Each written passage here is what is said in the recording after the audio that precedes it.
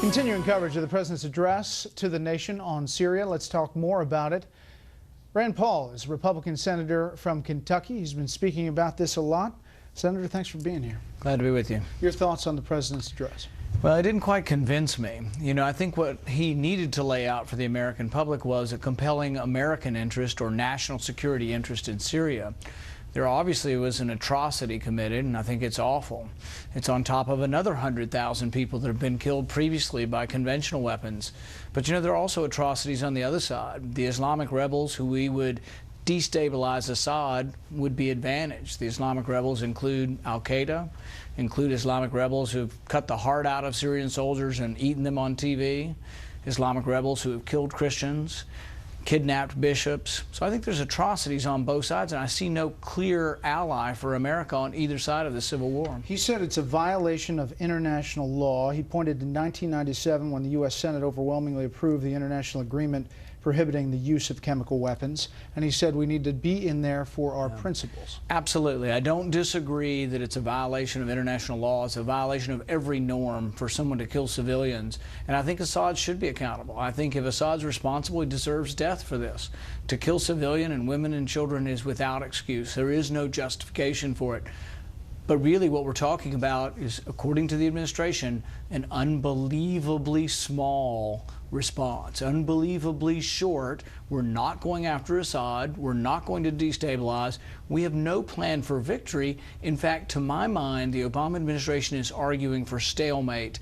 And I just can't see committing my son or your son or my daughter or your daughter to a war when our goal is stalemate. To a person, every GI I meet, every parent I meet, not one of them wants to get involved in the civil war. And it's not that we don't have sympathy, we just don't see a military or an American objective here. What do you make of this Russian proposal with Syria giving up its chemical weapons to inspectors and to be destroyed? In some ways, my first response is it kind of looks like President Obama's been outmaneuvered here by Putin in the last week or so. I don't know whether to trust the proposal or not. I do know that when you see the speech that Secretary Kerry was making about, if they'd give up their weapons, it seems almost offhand or flippant that he didn't ever expect to have anybody respond. Putin then responds, calls their bluff. So the question is, are they serious? If they're serious, it's a good step forward, and I'm more than happy to even give the president credit if it actually happens.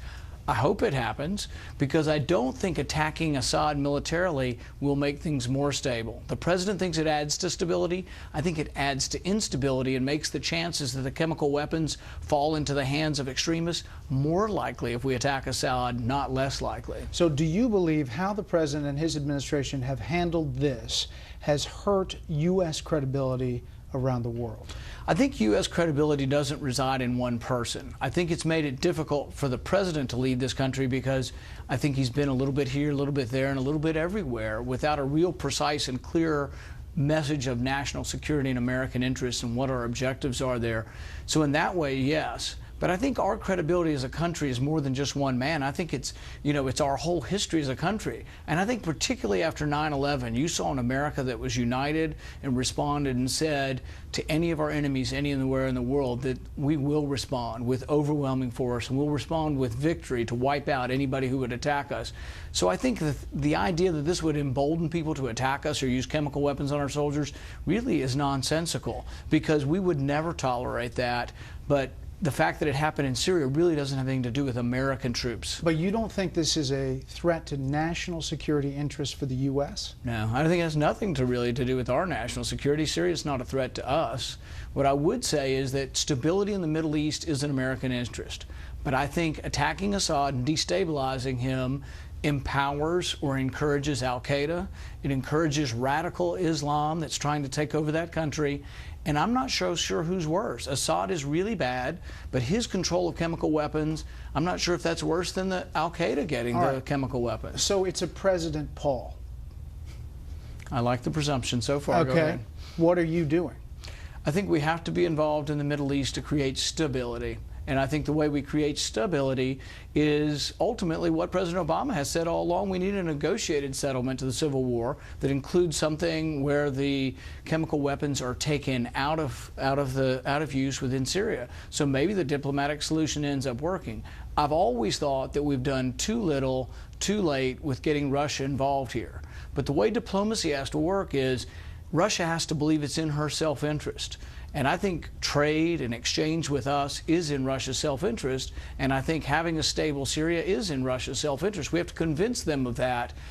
But also we need to trust but verify. We can't just go willy-nilly and say, oh, Russia's now going to be our great ally in this either. But if Israel and Jordan, that seems to be in the crosshairs of all of this, comes to you as president and says, we need your help, what are you saying to them?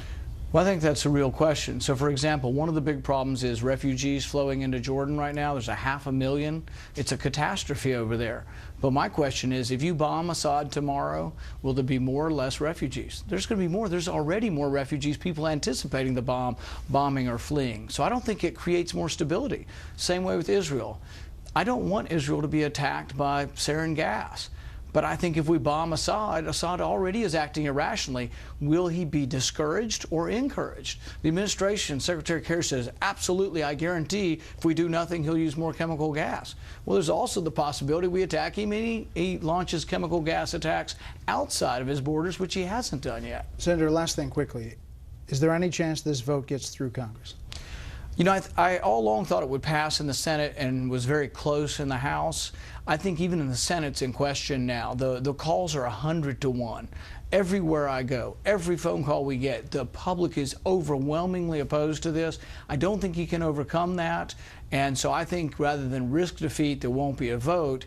And in some ways, I think he's gotten very lucky that Putin has sort of maybe picked this up. And if Putin falls through with it, the president will come out looking like he had this grand plan, when in reality, I think it's fortuitous. Senator Paul, thanks for being here. Thank you. Now some thoughts from senior political analyst Bret on this speech. Good evening, Bret. Hi, Bret. What do you think? Well, I think it was a speech in search of a purpose. I mean, after all, just ask yourself this question, Bret. What did the president ask for tonight? He came in support of a resolution that he has asked Congress to postpone.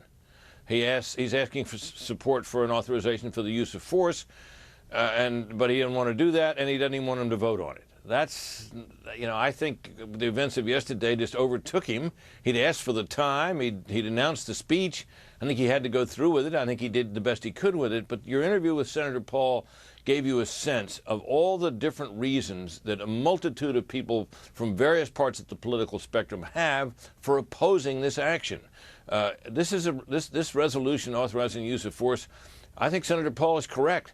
This was probably in trouble in the Senate, where it looked like it might pass, and it is nowhere in the House of Representatives. And I don't think anything the president did or said tonight is going to change that, since it's going to be followed by this pause, which will allow the effect of whatever he said to peter out, is going to change that. Is your sense that there is a real hope that this diplomatic dance with Russia and Syria that's going on now is going to pan out, is going to work? Or do you think there's a real skepticism in the administration that this is going to come to pass? Well, I think the administration has said it is skeptical.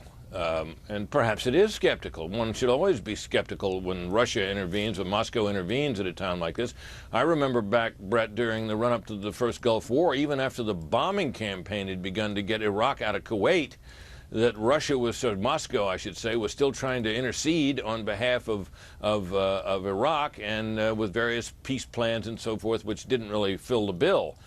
We don't know whether this Russian plan is serious. We do know that they are now began to attach conditions to it, to one of them being, of course, that U.S. forswear the use of force. One would imagine that was unacceptable to the administration. So, yeah, I think they're probably skeptical, and with good reason, but they're asking for the pause, and the pause will take some of the air out of the tire here, but it will not leave the president, in my judgment, in any better fettle with the American public or Congress if he's continuing to take the position that he must have their authorization to use force, and he won't act without it. Last thing quickly, most effective part of the speech? Well, I think his characterization of the horror of chemical weapons was quite effective. It is a horrible thing. There's no question about that. And the Syrian regime needs to be held to account for that. But he's asking for a pause in all of that. Bret, as always, thank you. You bet.